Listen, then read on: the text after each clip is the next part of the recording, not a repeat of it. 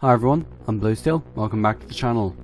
Now this week I was going to do a commentary video on an Among Us IRL challenge, but the files for that video got corrupted for some reason. I've no clue what happened with that one. So instead I'm going to do a rant video of a CSGO Surf gameplay, and I know it's CSGO Surf gameplay. I have like 5 minutes of this, and I've had this on my hard drive for like a year at this point, and I just want to get it off, alright? So I'm going to be doing a rant on an issue that I'm pretty sure faces us all nowadays, and that issue has become incredibly common over the past few years, and that is getting awful frame rates in games you know you can run. Now this is an issue that I feel plagues us all, honestly. I remember a few months ago on TF2 when they had the Christmas maps going.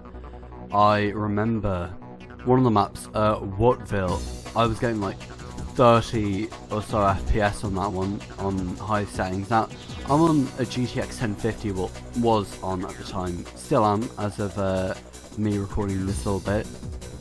And like on maps like 2-4 a Turbine, I can get easily 100 FPS, but on Woodville I got like 30, and I was just confused by that, because like every other time I play TF2, my frame rate, my FPS is really good, but just on Woodville it was horrific.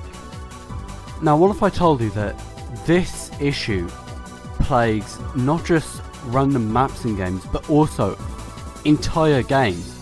And there was one egregious example of this maybe 2 years ago at this point, in the form of Borderlands Game of the Year Enhanced, which I was so excited for that game when it was announced, because I had the first Borderlands for about a month, and I was just really excited for this remake when it was announced alongside Borderlands 3. But then it releases about a week after it's announced, and then my performance is just horrific. Now the recommended GPU was like a 660, and I'm on like a 1050, so like I should be able to get like easily 80 at least FPS on like high or something, but I was struggling to get 30 on the lowest settings, and I've just learned now that that's because the people in charge of making the remaster made it. They made this game so that it defaults to your integrated graphics card.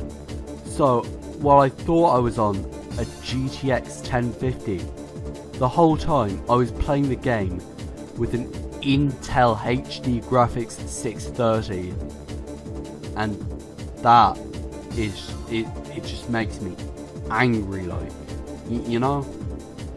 Like, no joke, I heard horror stories of people who were literally on RTX 2060s but could still only get like 30 or so FPS on Game of the Year Enhanced.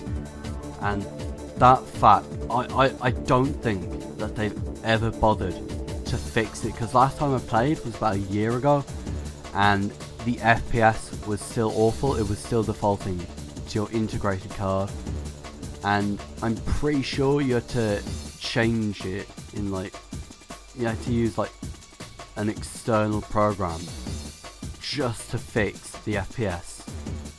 The fact that you need an external program to fix a blaring issue in your game, that speaks volumes about how horrific it really is.